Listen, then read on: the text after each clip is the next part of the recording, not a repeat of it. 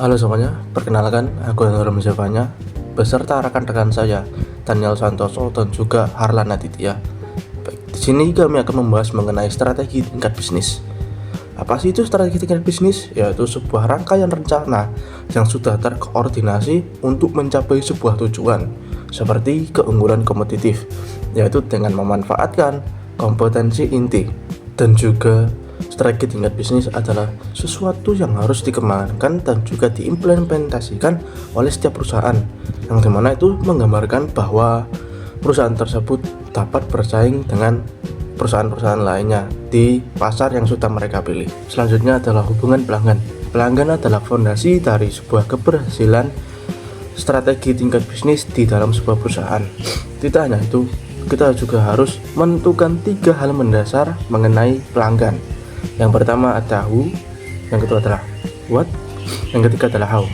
Kita bahas yang pertama dulu, who, siapa. Perusahaan harus memilih segmen mana yang akan menjadi target utama atau target pasar mereka. Yang kedua adalah what. Setelah menentukan targetnya, perusahaan harus tahu apa yang benar-benar dibutuhkan oleh para pelanggan mereka. Percuma kalau kita sudah mendapatkan pelanggan tapi kita nggak tahu apa sih yang diinginkan oleh pelanggan kita.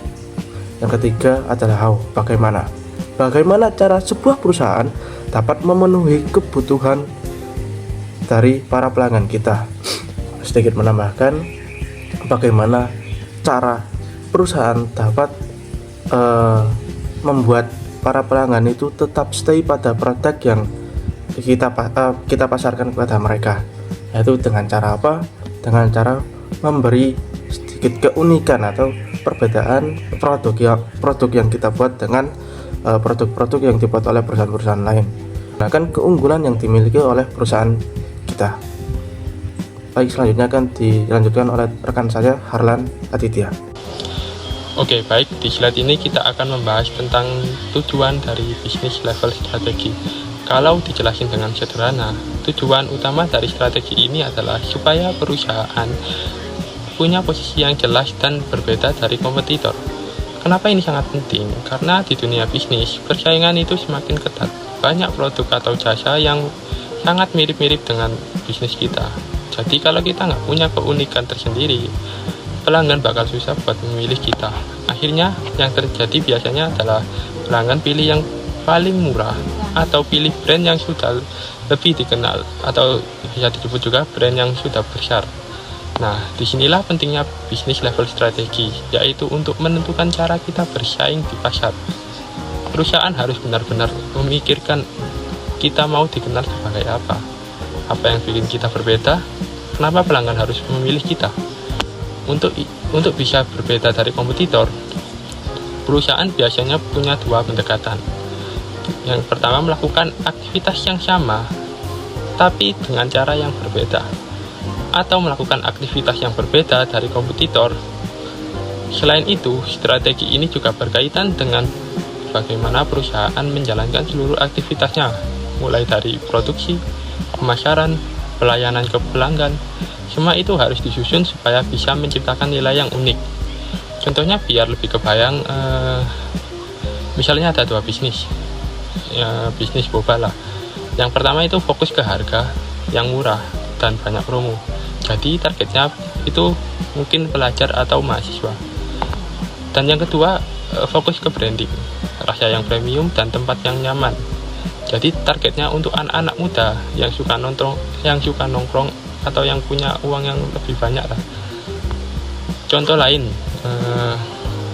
misalnya ada jasa joki game, bisnis kita lah.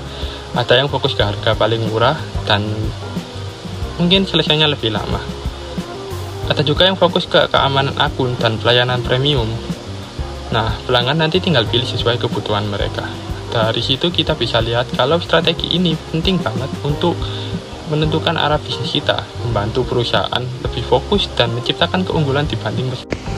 Yang selanjutnya adalah type of business level.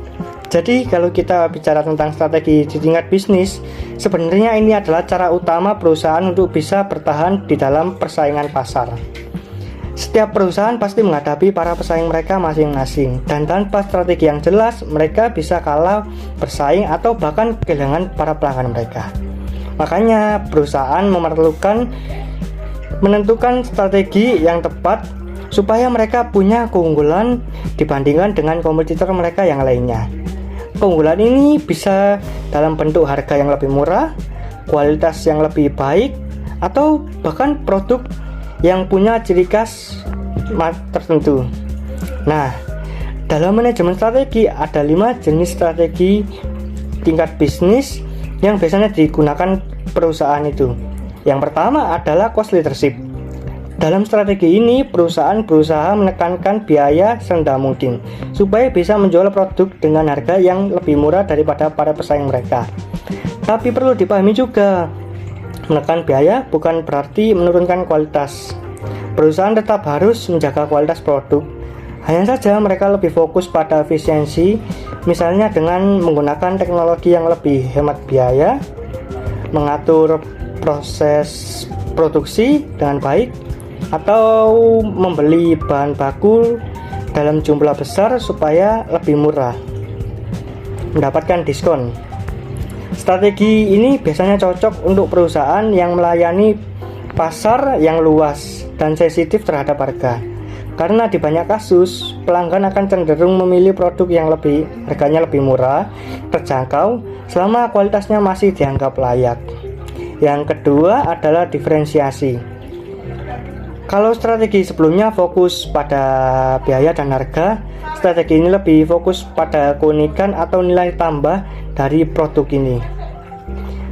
Perusahaan mencoba membuat produknya berbeda dari para pesaing mereka, sehingga pelanggannya punya alasan khusus untuk membeli produk tersebut.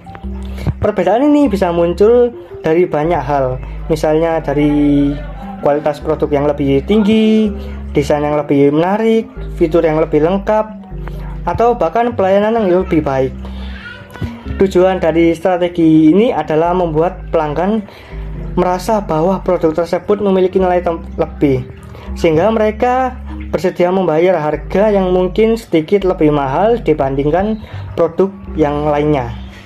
Yang ketiga adalah fokus cost leadership. Strategi ini sebenarnya mirip dengan cost leadership, tapi bedanya perusahaan tidak menargetkan semua pasar. Mereka hanya fokus pada segmen tertentu, misalnya kelompok pelanggan dengan kebutuhan atau karakteristik tertentu saja. Dengan fokus pada segmen yang lebih sempit, perusahaan bisa lebih memahami kebutuhan para pelanggan mereka dan lebih mudah menekankan biaya sesuai dengan target pasar tersebut. Yang keempat adalah fokus diferensiasi. Dalam strategi ini, perusahaan juga fokus pada segmen pasar tertentu, tetapi mereka menawarkan produk yang unik atau khusus untuk memenuhi kebutuhan dari segmen tersebut. Biasanya itu strategi ini digunakan oleh perusahaan yang menargetkan pasar niche, yaitu pasar yang lebih spesifik dan tidak terlalu besar, tetapi memiliki kebutuhan yang jelas walaupun jumlah pelanggannya tidak sebanyak pasar yang umumnya. Biasanya pelanggan di segmen ini lebih loyal karena produknya yang ditawarkan sesuai dengan kebutuhan mereka. Yang terakhir adalah integrated cost leadership atau differentiation. Ini adalah strategi yang mencoba menggabungkan dua pendekatan sekaligus, yaitu menjaga biaya tetap efisien, tetapi juga memberikan keunikan atau kualitas pada produk. Strategi ini cukup menantang karena perusahaan harus bisa menyeimbangkan dua hal yang kadang bertolak belakang ini, yaitu efisiensi, biaya, dan inovasi. Tapi kalau berhasil, perusahaan bisa mendapatkan keuntungan yang besar karena mereka bisa menarik pelanggan yang peduli harga sekaligus pelanggan yang peduli dengan kualitas mereka. Jadi secara keseluruhan, kelima strategi ini memberikan pilihan bagi perusahaan untuk menentukan cara terbaik dalam bersaing. Tidak semua perusahaan harus menggunakan strategi yang sama karena setiap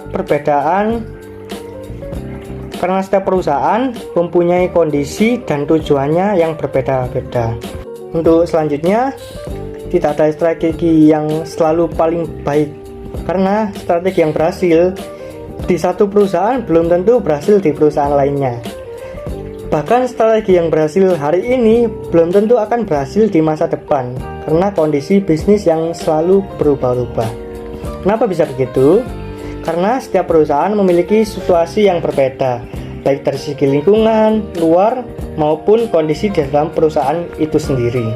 Yang pertama adalah faktor dari luar perusahaan atau biasa disebut lingkungan eksternal. Lingkungan eksternal ini mencakup berbagai banyak hal, seperti tingkat persaingan, perubahan teknologi, kondisi ekonomi, kebijakan pemerintah, dan juga perubahan pada perilaku konsumen. Misalnya, kalau teknologi berubah dengan cepat, perusahaan harus menyesuaikan strateginya supaya tidak tertinggal. Atau kalau persaingan semakin ketat, perusahaan mungkin perlu mencari cara baru untuk menarik para pelanggan mereka.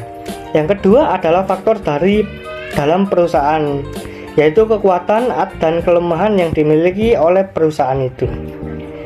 Kekuatan ini biasanya berupa sumber daya yang cukup, teknologi yang lebih modern, tenaga kerja yang terampil, atau pengalaman yang sudah lama di bidang tertentu itu. Sedangkan kelemahan ini bisa berupa keterbatasan modal, kurangnya pengalaman, atau sistem manajemen yang belum efektif. Karena itu, perusahaan tidak bisa asal memilih strategi hanya karena strategi tersebut terlihat sukses di perusahaan lain. Mereka harus benar-benar memahami kondisi mereka sendiri sebelum menentukan strategi itu. Intinya, strategi yang paling baik adalah strategi yang paling sesuai dengan situasi perusahaan. Kalau strategi tersebut selaras dengan peluang yang ada di luar dan kekuatan yang dimiliki di dalam perusahaan, maka kemungkinan besar strategi itu akan berjalan dengan baik. Jadi, bisa dibilang keberhasilan strategi bukan hanya ditentukan oleh jenis strateginya, tetapi juga oleh seberapa cocok strategi tersebut dengan kondisi perusahaan dan lingkungan bisnis yang dihadapinya. Baik, di slide terakhir ini kita akan membahas tentang salah satu strategi yang cukup menarik, yaitu integrated cost leadership dan differentiation, sekaligus risiko yang bisa terjadi. Jadi, strategi ini adalah gabungan dari dua pendekatan. Yang pertama adalah cost-led leadership, yaitu fokus ke harga yang lebih terjangkau. Dan yang kedua, differentiation, yaitu memberikan keunikan atau nilai lebih pada suatu produk.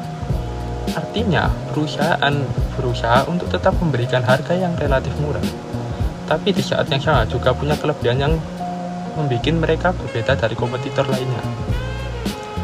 Kalau dilihat sekilas, strategi ini terlihat paling ideal karena perusahaan mencoba memenuhi dua hal sekaligus, yaitu pelanggan tetap mendapatkan harga yang oke, tapi juga dapat kualitas dan pengalaman yang lebih baik. Tapi di balik itu semua, ada resiko yang cukup besar. Resiko utamanya adalah perusahaan bisa gagal menyeimbangkan keduanya. Maksudnya gimana? Jadi dalam praktiknya, gak mudah untuk menjaga harga tetap murah sambil tetap memberikan kualitas dan keunikan yang sangat tinggi. Biasanya kalau mau kualitas tinggi, biayanya juga ikut akan naik. Kalau perusahaan nggak bisa mengelola ini dengan baik, bisa terjadi harganya jadi nggak cukup murah dibanding pesaing yang fokus ke harga. Tapi kualitasnya juga nggak cukup menonjol dibanding pesaing yang fokus ke premium. Akhirnya perusahaan masuk ke kondisi yang disebut stuck in the middle atau terjebak di tengah-tengah.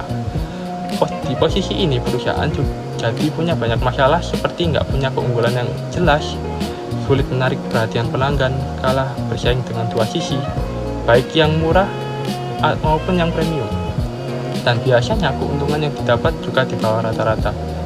Contohnya biar lebih jelas, misalnya ada bisnis kopi, harganya lebih mahal dari kopi sederhana di pinggir jalan, tapi tempatnya biasa aja, nggak senyaman dan seestetik cafe premium. Rasanya juga standar dan nggak terlalu spesial. Akhirnya pelanggan mikir, kalau mau murah, mending sekalian yang murah banget. Dan kalau mau nyaman, sekalian aja ke cafe yang bagus. Jadi bisnis tadi nggak punya daya tarik yang kuat. Contoh lain, misalnya ada brand fashion yang harganya nggak murah, tapi kualitas dan desainnya juga nggak terlalu beda dari brand lain. Biasanya brand seperti ini juga sulit berkembang karena posisinya nggak jelas. Jadi kesimpulannya, strategi ini memang bisa sangat menguntungkan kalau berhasil dijalankan. Tapi juga cukup beresiko kalau perusahaan tidak punya kemampuan yang kuat untuk menyeimbangkan biaya dan diferensiasi. Makanya perusahaan harus benar-benar siap dari segi manajemen biaya, inovasi produk, dan pemahaman pasar, supaya tidak terjebak di tengah-tengah dan tetap punya keunggulan yang jelas di mata pelanggan. Cukup sekian dan terima kasih.